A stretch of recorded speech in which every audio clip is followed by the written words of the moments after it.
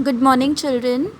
We are going to start our new chapter, which is The Fight, written by P.D. Thomas. So, P.D. Thomas was born to Puerto Rican and Cuban parents. Yani, one of his parents belonged to province of Puerto Rico of United States, and the other one belonged to Cuba, which is a multi-ethnic country and is popularly known for Caribbean islands. And he was born in New York. His autobiography is called Down These Mean Streets. Down These Mean Streets, it's set up in the scenario of New York, in which he has recorded all his experiences, good and bad, which he experienced in New York City.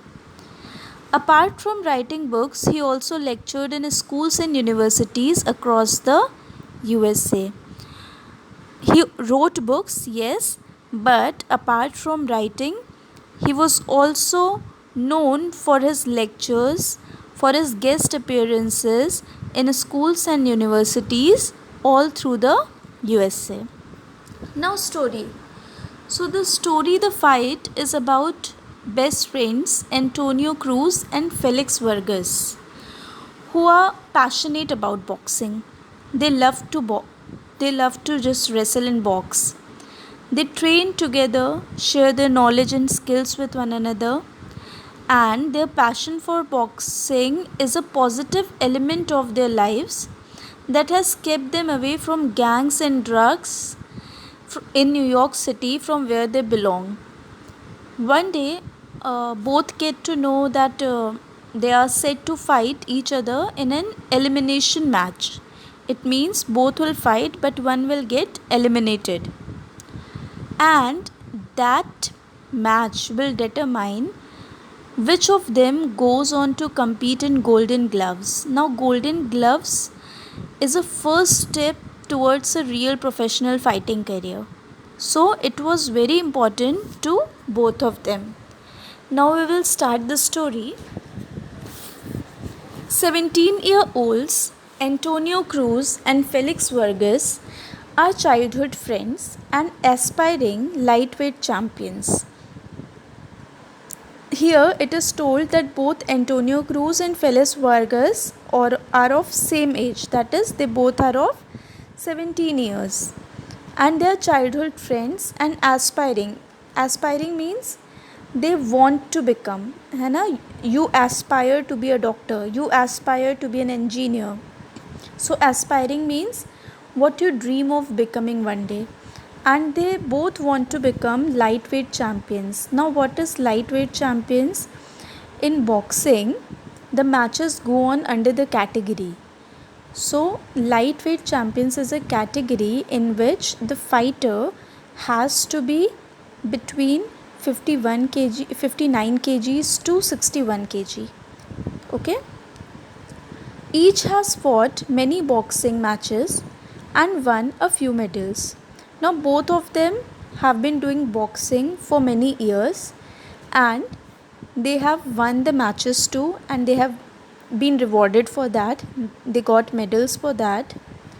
Recently, they have been informed that they will fight each other in the division finals 2 weeks away. Now, one day they both are informed that they will have to fight against each other in a match which is division final. They both are competing in different matches, and now that both have emerged as winners, they have to fight each other in division finals, and the winner, the one who wins, will represent the boys club in Golden Gloves Championship tournament. The one who wins will represent the boys club, the club from where they belong, the club where they train together. They will represent that club in Golden Gloves Championship tournament, which is very first step towards their professional fighting. Now, starting the story, one morning, less than a week before their match, Antonio and Felix met as usual for their daily workout. Now both are best friends, so they do everything together, and that everything includes working out too. So now the match is set to be in 1 week, and both Antonio and Felix, as usual, meet 1 week before their match. They ran lightly along the river's edge, and they are running at a slow speed at the bank of river. Antonio glanced at Felix. Glance का मतलब होता है नज़र घुमाना, ठीक है, नज़र से देखना, सरसरी निगाह से देखना. Antonio glanced at Felix, who kept his eyes purposely straight ahead. Now Antonio watched Felix, and Felix was trying very hard, and वो जानबूझ के अपनी आँखें बिल्कुल उसने सीधी रखी हुई थी. After a mile or so, Felix said, "Let's stop a while, bro. I think we both got something to say to each other." And after running for 1 mile, Felix says, "Let's stop a while, bro. Brother, let's stop for a moment. I think we got something to say to each other." मुझे लगता है कि हम दोनों को ही एक दूसरे से कुछ कहना है. Because both are going to fight against each other, so they must have all the feelings went up inside them, right? So Felix suggested to release all those went up feelings so that they may feel light. Antonio nodded. It was not natural to be acting as though nothing unusual was happening when two best friends were going to be blasting each other within a few days. Blasting का मतलब होता है मारना, ठीक है, एक दूसरे को बहुत तेज़ मारना. फेलिक्स के इस सजेशन पे कि थोड़ी देर रुक के अपनी फीलिंग्स को हम एक दूसरे से बताते हैं, एंटोनियो अपना सर हाँ में हिलाता है. It was not natural to be acting as though nothing unusual was happening when two best friends were going to be blasting each other within a few days. और ये नाटक करना जैसे कि कुछ अनयूजुअल नहीं होने वाला है, ये दोनों के लिए बहुत ही अनयूजुअल था, दोनों के लिए नेचुरल नहीं था. जब दोनों को पता था कि कुछ दिन बाद वो दोनों बॉक्सिंग रिंग में एक दूसरे के अगेंस्ट फाइट करने वाले हैं और उस फाइट के लिए उन दोनों को एक दूसरे को स्ट्राइक भी करना पड़ेगा. Felix leaned on the river's railing and stared across to the shores of Brooklyn. Brooklyn New York city का एक पार्ट है, ठीक है. अब फेलिक्स जो उस नदी के किनारे रेलिंग लगी हुई थी उस पे झुकता है और ब्रुकलिन के किनारों को देखता है. Antonio helped. "It's about our fight, right?"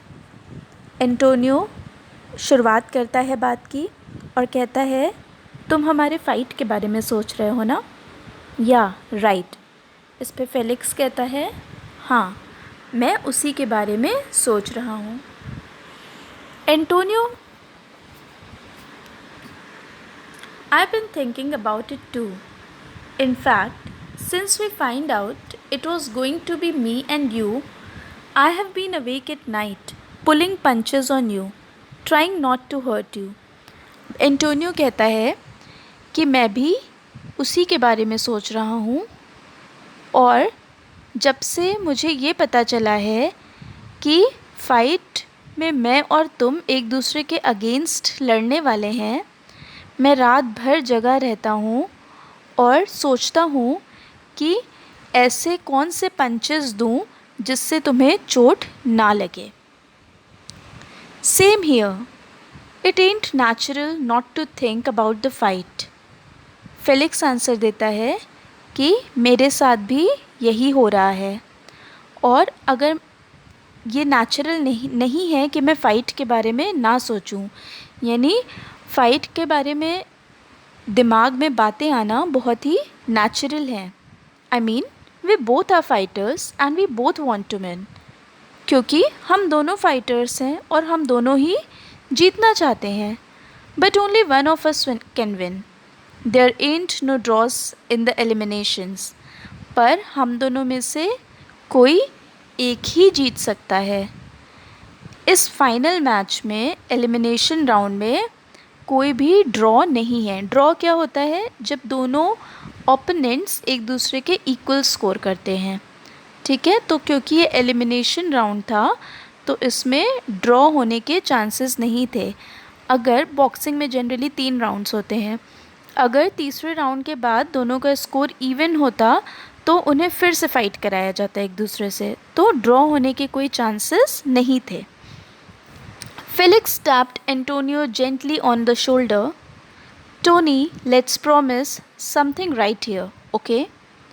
Antonio को फेलिक्स टोनी बुलाता था।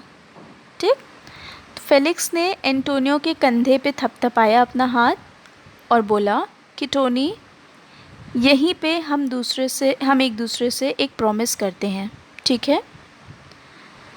If it's fair hermano, I am for it. Antonio reply करता है कि अगर ये प्रॉमिस सही लगेगी मुझे तो मैं ये प्रॉमिस करने के लिए तैयार हूँ। It's fair Tony, when we get into the ring it's got to be like we never met. We got to be like two strangers that want the same thing and only one can have it. You understand, don't you?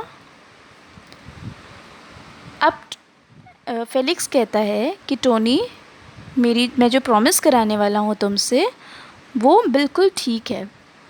हम ये promise करते हैं कि जब हम fighting ring में जाएंगे, ring मतलब वो एरिया जहाँ पे फ़ाइट होने वाली है, तो हम एक दूसरे से ऐसा बिहेव करेंगे जैसे कि हम पहले कभी मिले ही ना हों।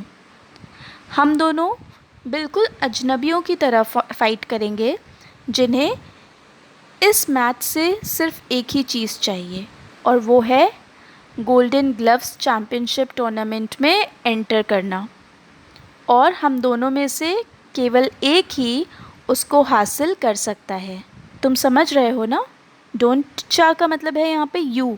ये एक स्लैंग है जो न्यूयॉर्क में बोला जाता है, ठीक है? तुम समझ रहे हो, है ना? सी, आई नो। स्पेनिश में हाँ को सी बोला जाता है, यानी यहाँ पे सी का मतलब है yes. Si, I know. Tony smiled. No pulling punches, we go all the way. Tony हंस के कहता है, हाँ मैं जानता हूँ, ये हम दोनों के लिए बहुत इम्पॉर्टेंट है और हमारा मोटिव सिर्फ जीतना होना चाहिए। तो नो पुलिंग पंचेस यानी हम एक दूसरे को बचाएंगे नहीं। We go all the way, हम जितनी ताकत है हम में उतनी ताकत से एक दूसरे के अगेंस्ट लड़ेंगे। We go all the way का मतलब हम अपने हाईएस्ट लिमिट तक जाएंगे, ठीक है, और एक दूसरे से लड़ेंगे जीतने के लिए। That's right. Listen Tony, don't you think it's a good idea if we don't see each other until the day of the fight? अब फेलिक्स कहता है, हाँ सही बात है, लेकिन सुनो टोनी, तुम्हें नहीं लगता कि जिस दिन तक फ़ाइट नहीं होगी उस दिन तक हम दोनों के लिए ये अच्छा है कि हम दोनों एक दूसरे को ना देखें, एक दूसरे से ना मिलें? Tony scratched his nose thoughtfully. Yeah, it would be better for our heads. He held out his hand, palm upward. Deal? अब टोनी, फेलिक्स की इस बात पे टोनी ने थोड़ा सोचा, उसने अपनी नाक को स्क्रैच किया और सोचते हुए कहा, हाँ ये हम दोनों के दिमाग के लिए अच्छा होगा अगर हम एक दूसरे को ना देखें। और उसने अपना हाथ आगे बढ़ाया, पाम अपवर्ड, यानी आप लोग जब प्रॉमिस करते हैं तो एक का पाम अपवर्ड और एक का पाम डाउनवर्ड होता है, राइट? उसी तरह उसने अपना हाथ का पाम ऊपर करके कहा, डील, कि हम एक दूसरे से नहीं मिलेंगे। Deal. Felix lightly slapped open skin. Felix ने उसके पाम पे हल्की सी ताली बजाई और कहा, deal. Let's cut it here. After the fight we can get it together again like nothing ever happened. और फेलिक्स ने कहा, हम अभी से ही एक दूसरे से दूर हो जाते हैं, कट इट हियर यानी अपने कम्युनिकेशन को यहाँ पे ख़त्म कर देते हैं। और फाइट के बाद हम फिर से एक साथ घूमेंगे, बातें करेंगे, रहेंगे जैसे कि कभी कुछ हुआ ही ना हो। The amigo brothers hugged each other tightly. अब अमीगो ब्रदर्स क्या है बेटा कि जो लोग स्पेनिश, न्यूयॉर्क में स्पेशली यूएसए में बहुत सारे एथनिटीज़ के लोग रहते हैं, तो उसमें से इंग्लिश के बाद सबसे ज़्यादा स्पेनिश बोली जाती है यूएसए में। और अमीगो एक टर्म है जो बहुत अच्छे फ्रेंड के लिए बोला जाता है। जैसे हम बोलते हैं ना कि तुम मेरी बेस्ट फ्रेंड नहीं, तुम मेरी बहन हो। एक्चुअली हम सिस्टर्स नहीं होते हैं, बट हम इतने क्लोज़ होते हैं कि हमारा रिश्ता बिल्कुल बहनों की तरह हो जाता है। तो अमीगो ब्रदर्स भी वही टर्म है कि इतने अच्छे बेस्ट फ्रेंड्स कि बिल्कुल भाई की तरह। तो अमीगो ब्रदर्स ने यानी बहुत ही क्लोज़ बेस्ट फ्रेंड्स ने एक दूसरे को हग किया। The days and training passed much too slowly. Although they kept out of each other's way, they were aware of each other's progress via the ghetto grapevine. Ghetto grapevine दो term से बना है, एक घेटो और एक grapevine. Ghetto किसी भी city का वो पार्ट होता है जहाँ पे बहुत ज़्यादा आबादी होती है। ठीक है, किसकी आबादी होती है? किसी एक पर्टिकुलर ग्रुप की। ठीक, जैसे किसी सिटी में जहाँ, जैसे यहाँ पे यूएसए की बात हो रही है, तो यूएसए के किसी ऐसी सिटी, ऐसी जगह जहाँ पे स्पेनिश पीपल बहुत ज़्यादा हों, या क्यूबिक पीपल बहुत ज़्यादा हों, या अफ्रीकन पीपल बहुत ज़्यादा हों। तो घेटो वो जगह होती है जहाँ पे एक कम्युनिटी के बहुत सारे लोग रहते हैं और उनकी कंडीशन बहुत अच्छी नहीं होती है, क्योंकि वो कहीं और से माइग्रेट होके आए होते हैं और अपने लाइवलीहुड के लिए बहुत मेहनत करते हैं। ग्रेपवाइन आपने शायद कंप्यूटर में पढ़ा हो, ग्रेपवाइन नेटवर्क। ग्रेपवाइन आपने अंगूर देखे हैं, अंगूर का बंच देखा है? Have you seen the bunch of grapes? कैसे होता है एक दूसरे से जुड़ा हुआ और लास्ट में फिर एक सिंगल स्पेक होता है ग्रेप का। तो ग्रेपवाइन वो नेटवर्क होता है जहाँ से र्यूमर्स फैलते हैं, यानी र्यूमर्स चेन में सबको पता चल जाते हैं, सारे जितने लोग हैं सबको, उस छोटी सी नेटेड कम्युनिटी में सबको अगर एक भी इंसिडेंट हुआ तो बात बनेगी और बढ़ते बढ़ते र्यूमर सब तक फैल जाएगा। तो अब दोनों लोग ट्रेनिंग करने लगे। ठीक है, एक दूसरे को उन्होंने हक किया और कहा अब हम एक दूसरे से नहीं मिलेंगे। उसके बाद वो दोनों ट्रेनिंग करने लगे, क्योंकि दोनों बेस्ट फ्रेंड्स थे और दोनों को एक दूसरे की कंपनी की बहुत आदत थी। तो जो ट्रेनिंग के दिन थे वो ऐसा लग रहा था उन्हें कि बहुत धीरे धीरे गुजर रहे हैं। दोनों एक दूसरे के रास्ते में नहीं आए, एक दूसरे से नहीं मिले, पर दोनों को एक दूसरे की प्रोग्रेस के बारे में कि किसने कितना सीखा, कौन किस जगह पे है, कितना उसने अलग चीज़ें की, क्या टेक्निक्स उसने अपनाई, उन्हें जो रूमर्स फैल रहे थे कम्युनिटी में उसके थ्रू पता चल रहे थे। Large posters plastered all over the walls of local shops announced the fight between Antonio Cruz and Felix Vargas as the main match. अब जैसे जैसे मैच के दिन करीब आते गए वैसे वैसे जो लोकल शॉप्स थी, है ना, कम्युनिटीज़ थी, वहाँ पे बड़े बड़े पोस्टर्स लगने लगे जिसमें ये अनाउंस किया गया कि एंटोनियो क्रूज और फेलिक्स वर्गस एक दूसरे के अगेंस्ट मैच लड़ेंगे और ये बहुत ही इम्पॉर्टेंट मैच है। The fight had created great interest in the neighbourhood यानी आसपास के इलाके में। अब इस फाइट ने आसपास के इलाके में बहुत इंटरेस्ट स्पाइक कर दिया था लोगों का, क्योंकि सब जानते थे कि दोनों बेस्ट फ्रेंड्स हैं और एक दूसरे के ख़िलाफ़ लड़ेंगे। तो ये जो पोर्शन था कि बेस्ट फ्रेंड्स होने के बाद कैसे एक दूसरे को से लड़ते हैं, ये इसने लोगों का इंटरेस्ट और ज़्यादा स्पाइक कर दिया था। एंटोनियो और Felix were very well liked and respected. Antonio और फेलिक्स बहुत ही अच्छे बच्चे थे और इसी वजह से सब उन्हें पसंद भी करते थे और क्योंकि वो बॉक्सिंग इतना ख़राब नेबरहुड होने के बाद भी दोनों बिगड़े नहीं, दोनों ने बॉक्सिंग को अपना करियर चुना, इसलिए लोग उनकी रिस्पेक्ट भी करते थे। Each had his own loyal following, और दोनों की अपनी फॉलोइंग थी, उनको फॉलो करने वाले लोग थे, जैसे शाहरुख खान और Salman Khan, right. The fight was scheduled to take place in Tompkins Square Park. The gymnasium of the boys' club was not large enough to hold all the people. अब जो लड़ाई होनी थी, जो फाइट होनी थी, उसकी जगह डिसाइड की गई टॉपकिंस स्क्वायर पार्क, क्योंकि लोगों को इतना ज़्यादा इंटरेस्ट क्रिएट हो गया कि जो जिम का बॉयज़ क्लब का जो जिम था, उसमें इतनी स्पेस ही नहीं थी कि इतने लोगों को अकोमोडेट किया जाए। Who were sure to attend, और जिनके बारे में कंफर्म था कि वो अटेंड करेंगे, इतनी जगह बॉयज़ क्लब के जिम में नहीं थी, इसीलिए टॉम्किंस स्क्वायर पार्क में लड़ाई होनी थी। In Tompkins Square Park everyone who wanted could view the fight, whether from the ring side or window, fire escapes और rooftops. अब टॉम्किंस स्क्वायर पार्क में जिससे भी लड़ाई देखनी थी वो देख सकता था, क्योंकि बहुत बड़ा एरिया था। तो चाहे वो रिंग साइड से देखता, रिंग साइड मतलब जो फाइटिंग रिंग होती है उसके बाहर से, या विंडो से, या अपने घरों की खिड़कियों से। फायर एस्केप, हर जगह पे फायर एस्केप थे, चाहे वो फायर एस्केप से देखता, चाहे लोग अपने घर की छतों से देखते, तो हर जगह से लोग देख सकते थे।